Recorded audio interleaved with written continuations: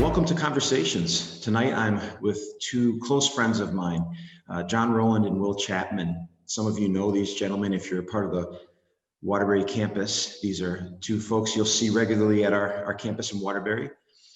But I've got some history with these two guys.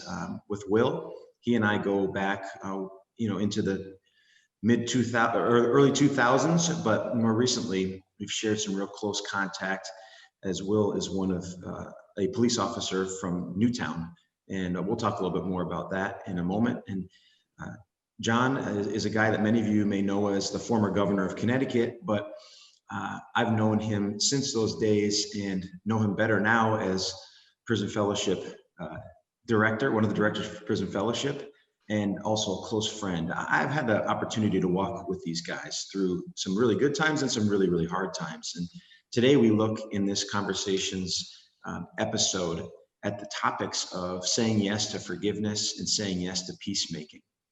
These are not the easiest of topics. These are deep topics when it comes to our faith. When we think about forgiveness, what that implies is that there has been hurt, that there's been a sense of being wronged, and then how do you move out of that in faith? Will, I want to start with you for a moment here. We go back quite a ways, but I think back to December 14th, 2012. You and I that morning actually had breakfast together at a little diner called Dottie's Diner. And that day you came in your uniform, which you normally didn't do that. And you told us that you had taken a shift that wasn't supposed to be yours. and it was a morning. We had a group of guys. We got together monthly. We prayed together. We shared life together. And the next time I saw you, Will, was the next day in your home. But a lot happened between breakfast and the following day. And whatever you'd like to share about that day, I want to kind of turn it over to you. You're right. We did have breakfast, as we did. I think we were meeting every Friday morning. A couple guys from Walnut Hill, and I remember, now, not that God is vindictive or sarcastic, but he is ironic, I think, sometimes. And I remember sharing with you guys that I was just feeling a little bit frustrated, like there was work that I could be doing that I wasn't having the opportunity to do. And I went off to work and had an experience that I didn't expect to have. And that experience was of unimaginable horror. And then, followed by, a different unimaginable horror, in the wake of it. So, it was an interesting way to start that day. I'm glad that that's how I started that day. Is that making sense? Absolutely. And for those of you who may not remember the significance of that date, that was the day that that terrible tragedy at Sandy Hook Elementary School occurred. And Will, you were one of the first on site to the middle school that day, on a day you weren't even supposed to be on duty. Sandy Hook School, yeah. Will, we could talk a lot about that day, but that's not the intention of our time together. Our intention today is to talk about the aftermath, and how does a man like yourself, Will, who was so involved in such a terrible situation, deal with the issues that you have to go through after something like this? How do you think about the topic of forgiveness in light of something like that? I mean, my mind goes to passages like out of Luke 6:27 and 28, where Jesus says, "Love your enemies," and it talks about what that looks like. And I think you had a real tangible opportunity to demonstrate that. How did that work for you, and how is it working even today? Yeah. So that situation, I think, produced a few different enemies, but obviously the attacker would be the main one. And it's funny, a common theme I hear when folks do these things for Walnut Hill is, when Pastor so-and-so reached out, I wasn't sure why they would want to talk to me about this. And that's a pretty theme, a theme that's pretty consistent in the Bible as well, is, well, why me? You don't Yes. want me. And so yeah, when you asked to talk about the concept of forgiveness, I was like, well, you don't want to talk to me. I don't I don't have forgiveness for that person. But uh, I think the idea of opening yourself up to forgiveness, or seeking forgiveness, is a different thing. And so I think it's one thing as Christians to be hurt and hesitant to forgive and struggle to forgive. And I would say that's where I'm at. But I think it's a different, if you've given up on forgiveness, then I'd say there's an issue of faith. But if it's something that you desire, or something that you're seeking after, I think that's when, that's something that we can really work with. And I would say, it's been 8 years in the making, and I'm not there yet. I'm not comfortable saying, I forgive that young man. However, I can ask God to help me do that, and I'm sure that He will, in His own way, in His own time. But I think it's important to recognize that the Bible doesn't command us to complete forgiveness. It doesn't say. I think what the Bible wants us to do is to try to forgive. I don't think it necessarily puts pressure on us that there's going to be some sort of punishment, or if we don't. I think it's more about that journey of forgiveness, and that that loving people, that empathy, that all those other conditions of the heart that contribute us holding a grudge against somebody else. Yeah, Does that make sense? It does. Well, I think what I hear you saying is, you're never going to forget that day. It's not as if your process of forgiveness that you're going through means that you forget and you put it aside and say, oh, that was okay. That's not what we're talking about when it comes to forgiveness. But what we are talking about is this journey that you're on. I love the word journey when it comes to our faith, and even our faith in forgiveness. You're not minimizing the offense of that young man, but you find freedom in the choice to step into the process of forgiveness. And if you never step into that, then you never begin your own personal healing. And I wanted to turn to that for a second, Will, because one of the things you and I have talked about too is, in a process like this too, you also look internally, don't you? What does it look like for you to walk through the journey of forgiving yourself? Maybe even not necessarily in this case, but possibly too. Yeah, I think the most, I won't say most important, but a very important part of forgiveness is to remember that, to take a step back and focus on the model that we have, and the fact that we've been forgiven. And that's right. really what allows any forgiveness to occur in our hearts, is the fact that it's already been done for us in a way that you really can't look at God's forgiveness and say, well, my situation is different from that. That's mine's more complicated. So I think it's important when we look at ourselves. There's a lot of even unnecessary feelings, and a lot of unnecessary pressure and grief and anger with ourselves that doesn't belong. I sort of, so as part of the, my own kind of personal mental health recovery from that day, I kind of became a student of trauma, really just while learning how to heal. And so one thing that we understand about trauma is that, the things that cause you to get hung up, the things that really you carry with you, are feelings of helplessness, hopelessness, loss of control. Those are the things that we really tend to focus on. And a lot of times that feeling of helplessness produces a feeling of guilt, where, in a situation where there was nothing else that we could do, that feeling of, well, I should have been able to do something. There must have been something that I could have done. And, getting stuck on that, you can really, a person like me can find themselves blaming themselves for, something that, took the lives of 26 people, when really there's only one person who conducted that act. There's one person whose fault it is. I don't deserve to put the blame on myself for what happened. And so those are really difficult feelings to work through, but they're possible to work through.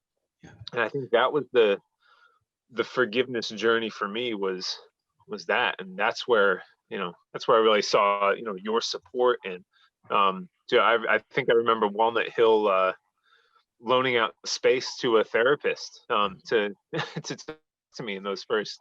No, I didn't even didn't even remember that until right now.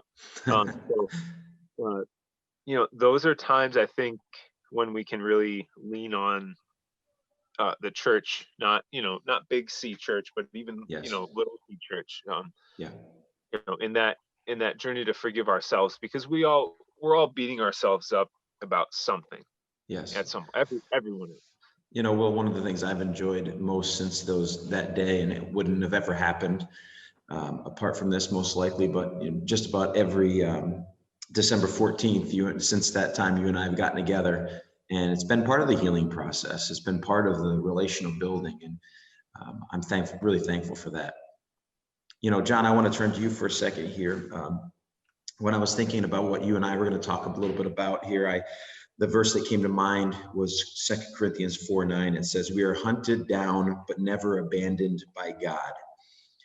I think about you and I sat together in one of those kind of dark nights of the soul, as you were faced with being hunted down by people who are coming after you. And I just wanted to ask you, how, when you know that people are not for you, but they're against you, what does it look like for you to walk through the process of forgiveness in that kind of a situation? That's a great verse and chapter. It's interesting, when I was listening to Will and thinking back about my life, someone once said to me that, life is 3 stages: the period before the storm, the time you're in the storm, and the time after the storm. And my first immediate thought was, well, that's a very pessimistic way to look at life. But because there is a tendency for us to have fallen into a hard time or had something go wrong in our life, we say, okay, I've had my fair share, I'm done. And unfortunately, that's not what life is like. There's peaks and valleys. One of the things I'm grateful for, besides you and people at Walnut Hill, is that back in 2002, I really found the Lord and changed how I thought about my life. And I think, listening to you and Will, I think the enemy of forgiveness is ego and pride. And I say that because it's our ego and our pride that prevents us in so many instances from giving forgiveness. And when I look back at my life, and I'm sure everybody has the same feeling, when things go well, when you get promoted, when you get a pay raise, when you get elected to office, it's all about me.com. You're kind of rising and having these great successes, and you tend to think it's you. Then when things go wrong, you start feeling sorry for yourself, and there's some immaturity that kicks in. And frankly, some bitterness kicks in. And I think bitterness is also the greatest enemy of forgiveness. I've spent a lot of time in the last 15 years or so counseling families whose loved one is about to go away. Most cases, it's a husband or a father, but some cases I've counseled mothers and wives as well. And the biggest issue, and I'll sit there for hours and I won't leave the house until I can convince that person that they have to get rid of their bitterness. And part of that is forgiveness. And if you don't, it's a cancer. Yes. So if we want to be selfish about it, if we don't forgive, if we don't turn the other cheek, it's going to be like a cancer in our own bodies. And we're the only ones that suffer. So if for pure selfish reasons, we should be forgiving because it's the right Christian thing to do, but it also helps us heal. Easier said than done. And absolutely, we get caught up, what's the motivation? I think all of us, if you think about it for a moment, all of us avoid that person who has not forgiven. Mm-hmm. Maybe it's a loved one, maybe it's somebody who's been divorced, maybe someone who's gone through some tragedy. and they're unconsolable because they haven't been able to forgive, that's a person that has a tendency to be isolated. And so I guess what I've done somewhat successfully through all these peaks and valleys, and gosh, there's been more than my fair share, is I pray through it. I forgive. I don't spend a lot of time analyzing who, what, where, when, and why, and just know that God has a plan, and that if I have that bitterness and I'm not forgiving, I'm not on the plan cycle. I'm on the John Rowland going down again cycle. So I've got to stay on the prayer focus. The Lord is in charge. Surrender is a huge part of all of this. If you don't surrender, embracing forgiveness becomes very challenging, which circles back to ego and pride. And those are the devil. Those are the enemies of forgiveness and having a good life. Yeah. Thank you, John. I appreciate you sharing that. One of the things that I've enjoyed so much in our relationship is the way you've modeled what you just shared. And I know there's probably been times when that you haven't modeled that as well as you've wanted to. But what I've seen is, and I don't think you've put on any airs with me. I mean, I feel like we've had a great, honest relationship. Is that you, again, going back to that word journey, you've been on that journey of forgiveness, but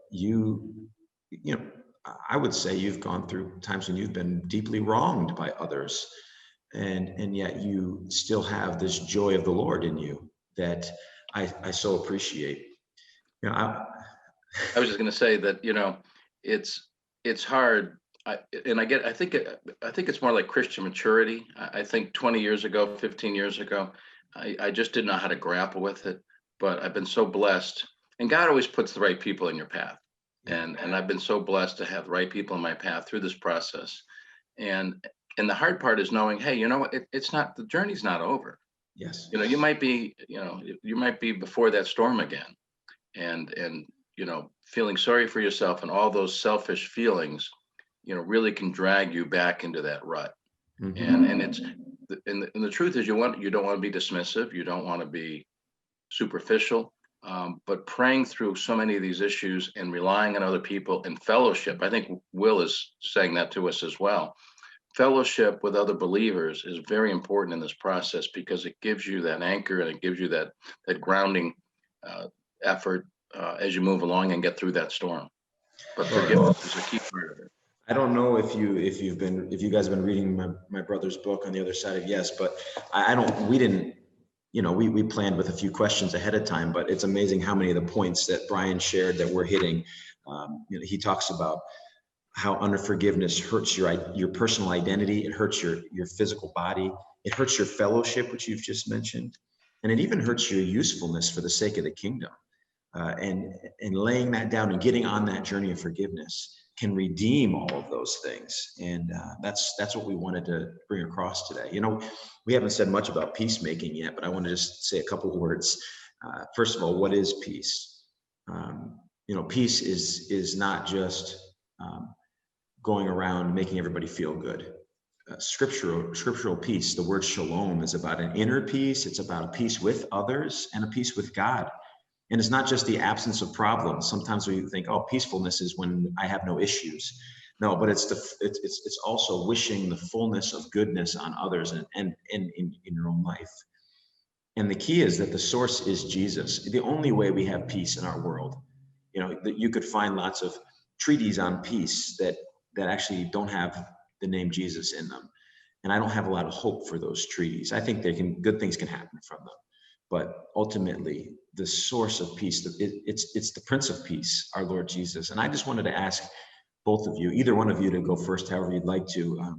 Any principles that you maybe have used in your life when it comes to peacemaking?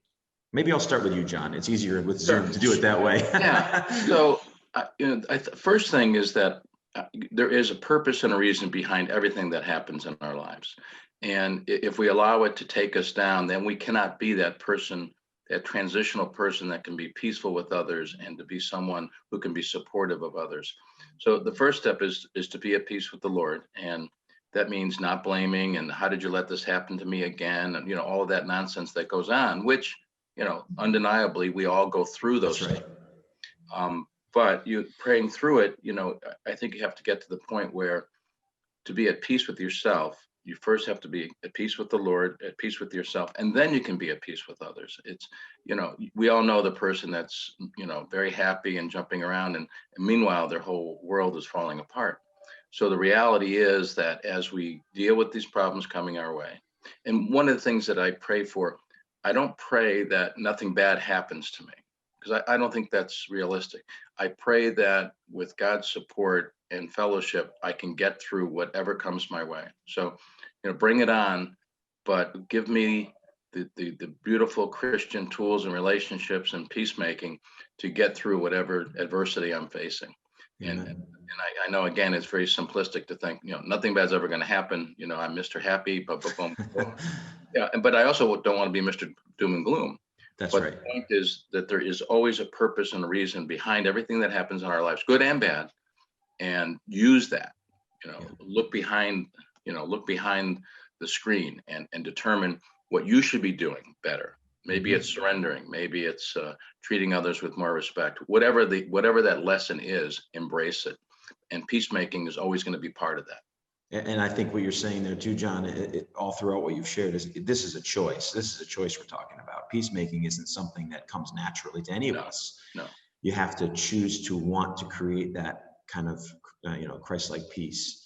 Now, Will, what about you? Anything you'd want to add or to the conversation here? I think there's a few, a couple things as far as, for peacemaking and forgiveness. And I think a lot of it has to do with gratefulness and humility. I think I think back on times where I've been in seasons where I feel like God should be doing more in my life, and all those times I think I've been very prideful, and I've been sort of just wanting more to be happening. I've wanted things to move at a faster pace, or I've wanted, and I don't subscribe to the idea that it's all, so I think sometimes Christians fall into this trap because when you understand that the creator of the universe is fully invested in your life, sometimes there's this weird dynamic of this like Christian pride and this this idea that it's this Truman Show situation where we're the star and God is orchestrating all this around us. And I found myself in that place a few times in life where I'm saying, all right, this thing happened. What is God teaching me? What is he trying to do here in my life? And I've been kind of reminded that, you idiot, it's not about you. This has nothing to do with you. You're fine. So I remember, I think the time that was the most clear to me was, I don't even know how many summers ago now, but I remember sitting in church in Waterbury and kind of in that place, just like, well, what's God done for me lately? And all of a sudden, Doug Rose from the other side of the church said, I think the house next to the church is on fire. And you Waterbury guys will remember, the house next to the church burned down. And I kind of remember sitting back and reflecting on that day. And even you didn't sit, itself, just to interrupt for a second, you didn't sit back at the time. You ran over and did your off-duty duty and helped people off the roof to safety. So thank you for that, my friend. I only saved a few lives that morning. Just a few. So in the wake of that, though, I think what I came to realize is that it's none of this has much to do about me and everything to do with the kingdom.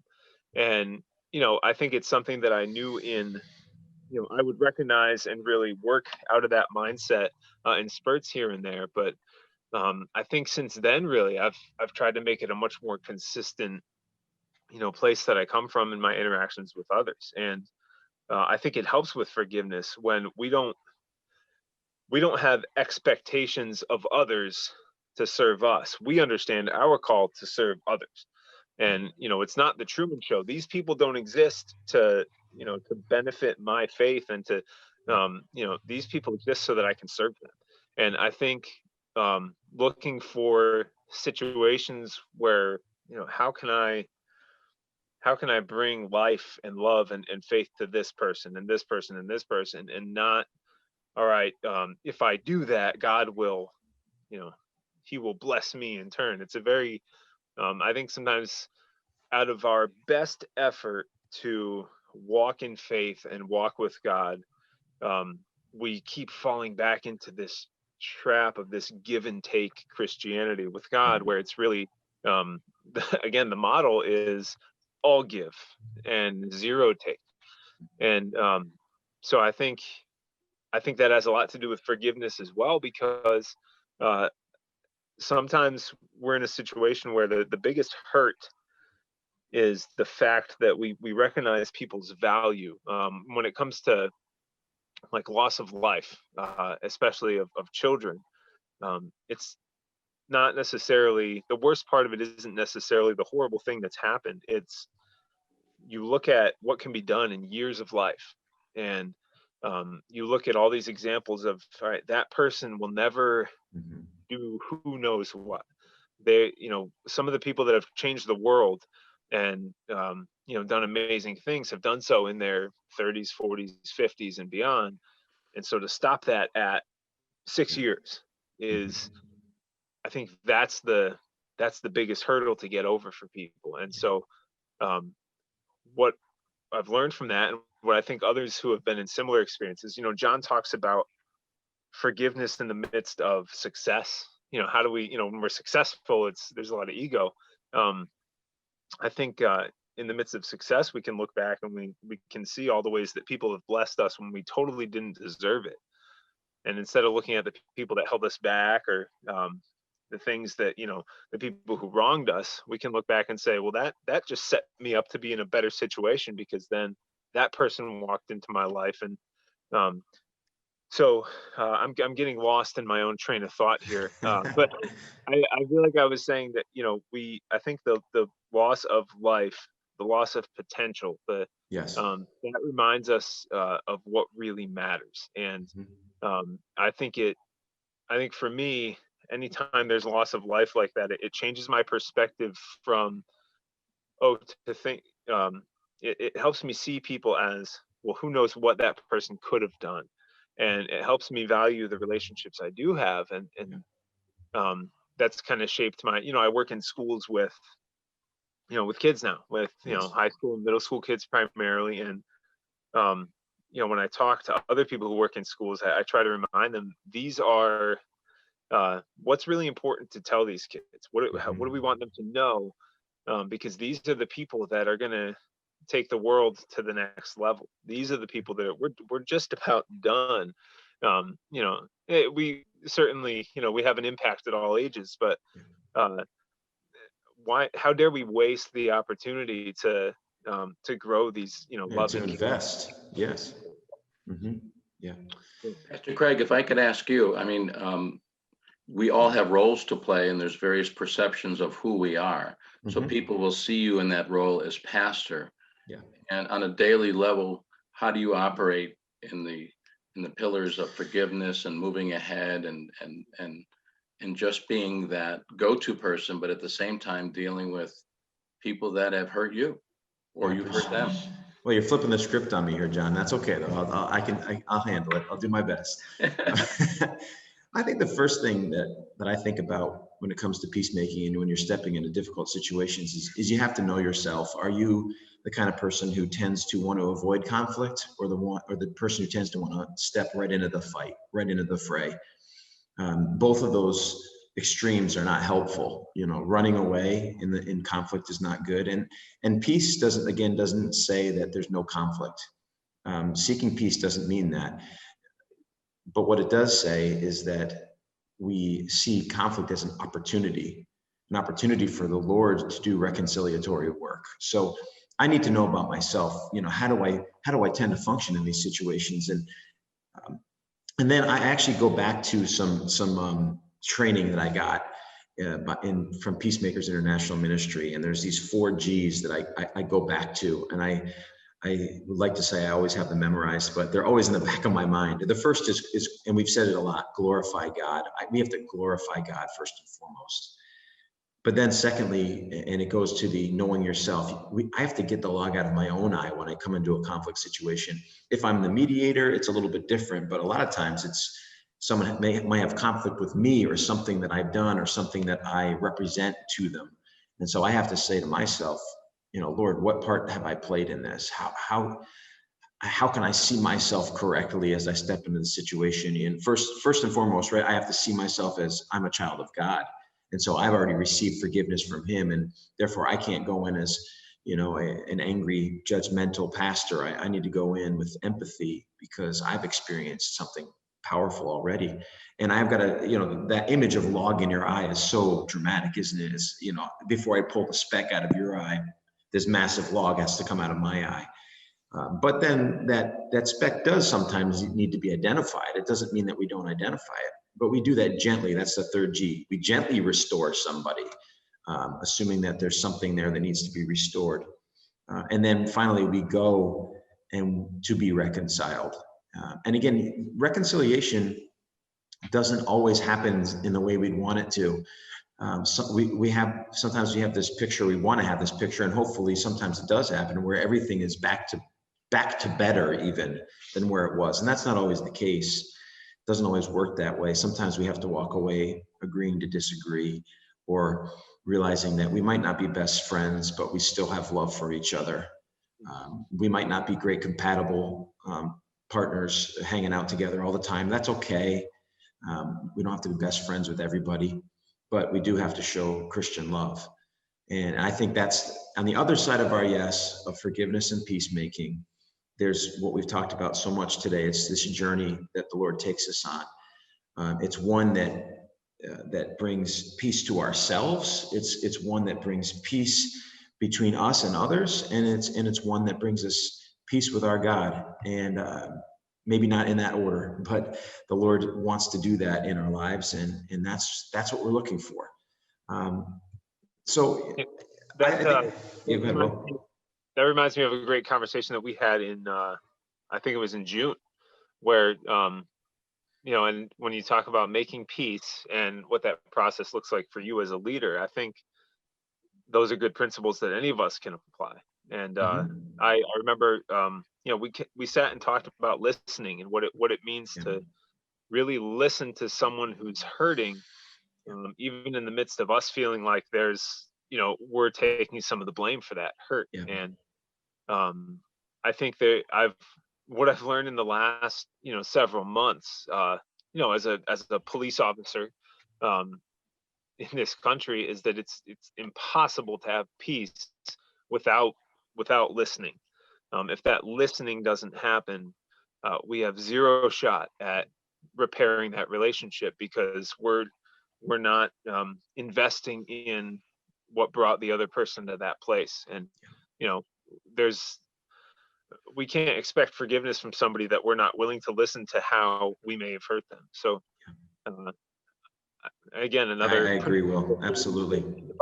In the Bible is listening and just shutting up for a second and being humble and listening and hearing what God or anybody else has to say to you. Yeah, I know. I think that's probably one thing I feel like we've talked a little bit about and around, but not necessarily hit directly. But I wish I had said it first, is prayer. I mean, you don't step into these types of difficult situations of needing to seek forgiveness or needing to ask for forgiveness without prayer. I mean, the Lord leads. We have the Holy Spirit living in and through us.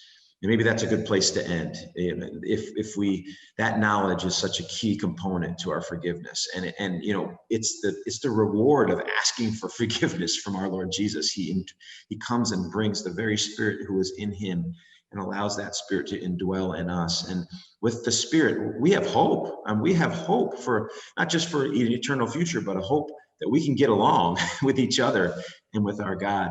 And if Christians, in a day and age when there's so much turmoil around us, can't be the most effective peacemakers, then there's something wrong with our faith, because our faith should lead us in that direction. So I'll end with that. May the Lord bless us as we're on that journey together. And guys, I do thank you so much for this time, but more importantly, you are two true friends of mine. When I sit with you and we chat and have real conversations about life, about the things that have happened in our lives, the things that we're looking forward to, the things that we struggle with. I really appreciate having men like you in my life. So thank you, my friends. Thank you. Thank you. We're blessed to have you. Thanks, John. Well, guys, again, thanks so much. Thanks for joining us for Conversations. We look forward to the next time. I hope this has been helpful for you. We're looking at two really important topics. On the other side of yes, what could God do? I hope that he works in your life, speaks to you, and takes you the next leg of the journey with him when it comes to these topics. Thanks so much for joining us. We'll see you again soon. Amen.